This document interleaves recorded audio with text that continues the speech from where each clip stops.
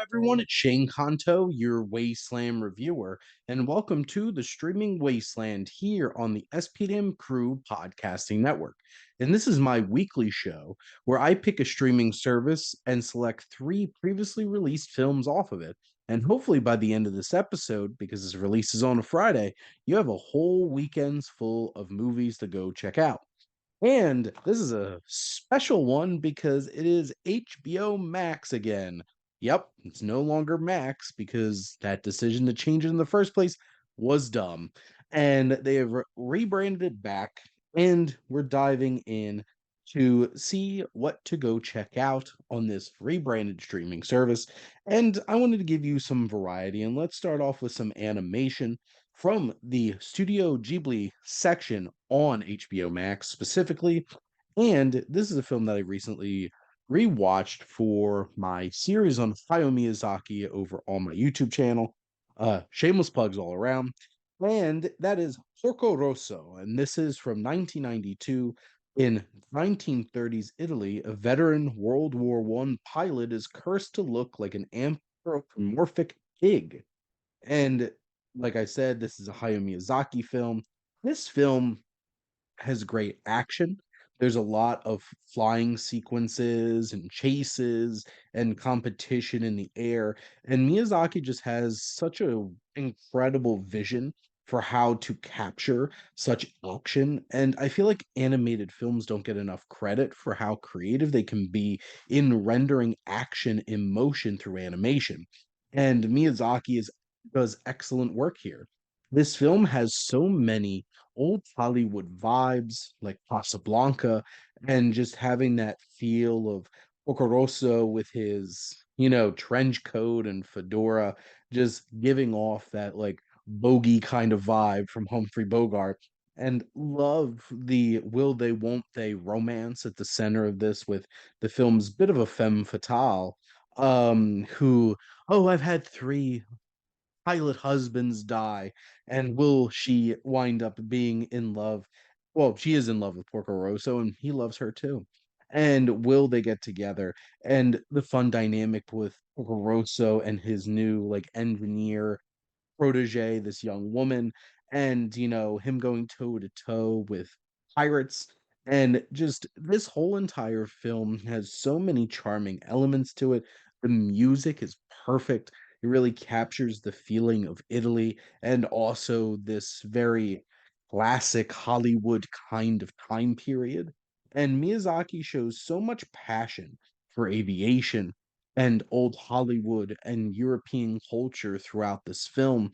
And Porco Rosso, our protagonist, is such an interesting character with this curse that he has and the journey that he goes on for self approval.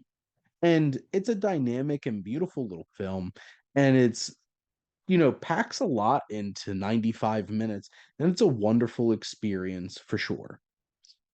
We're going to turn the clock back to actual old like cinema with 1945's Brief Encounter. And this is from director David Lean, who would later go on to direct Bridge on the River Kwai, Lawrence of Arabia, and Dr. Zhivago, with these much bigger, epic kinds of feels. But here, instead, we have this hour and 26-minute film about meeting a stranger in a railway station. A woman is tempted to cheat on her husband. And this is very much a very personal drama. But Lean might not have the grand scope, but his camera work and the way that he engrosses the audience with his crisp, very sharp filmmaking is quite impressive, and you see his filmmaking abilities on display early on here in this early effort from him. And you have Celia Johnson and Trevor Howard delivering two very compelling performances as these two strangers who wind up building this connection. And that's the interesting thing about this film is they develop this emotional affair while also being tempted into having a physical one. And so many things really work about this film. Their dynamic, their chemistry is off the charts. This heightening tension with her at home with her husband, we know, seems distant and maybe not the most communicative. He's a rich man and, he's kind of aloof to everything. And you can see why she's potentially seeking out this more passionate, well, British passionate kind of connection. This is very stiff upper lip, very reserved kind of affair. And that's what makes it feel so fresh and different because like this isn't boiling over with just like overt sexualization. There is a fiery just element underneath the surface that keeps boiling up. And there's fun supporting characters, there's sharp filmmaking, there's great big emotional moments, and this tells a compelling story with very little runtime, just about 85 minutes, and it is engrossing, compelling, and layered as this is told in a non-linear sense and is framed in a way that it just peels back those layers and leads us to seeing what the big picture is about this dynamic. Lastly, we're going to head back to the 1970s and we're going to take a look at a Japanese horror film, House. And this is from director Nobuhiko Kobayashi. And this film focuses on a schoolgirl and six of her classmates travel to her aunt's country home, which turned out to be haunted. And this film is very dreamlike. The colors are so rich and vibrant. This has one of the most compelling looking Criterion covers with like that like orange cat. It is creepy, it's eerie. Like the ghosts are so unnerving and creepy. There's so many wild special effects that Kobayashi is able to leverage, whether it's like floating heads or thunder and lightning and electricity and all of these different kinds of things. It is such a bold visual experience and so many creative ways.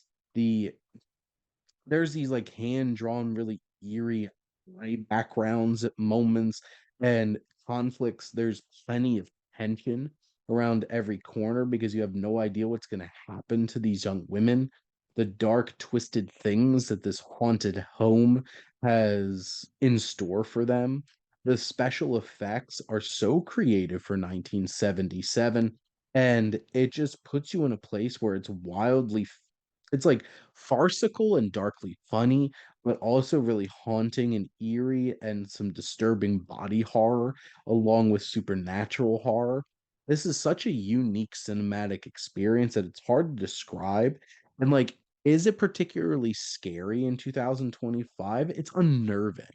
It is such an unexpected experience that it kind of puts you in a place where you're kind of shocked to see what's going on screen. And that is fresh and inviting enough to make this such a cinematic experience. And what Kobayashi was able to do, crafting this film in such a unique way. Each of these young performers are fully committed to the horrors and the weird tones and interesting developments in this very bizarre dreamlike experience. This is trippy and wild for sure, and such a unique cinematic experience. It's at least worth experiencing once. And maybe you'll be curious enough to come back a few more times too. But that is a wrap. But let's give you some summation here. So, from HBO Max, in honor of its return, its rebranding, we're going to take a look at 1992's Porco Rosso, 1945's Brief Encounter, and 1977's House. What's interesting, all of these films are like 94 minutes or less.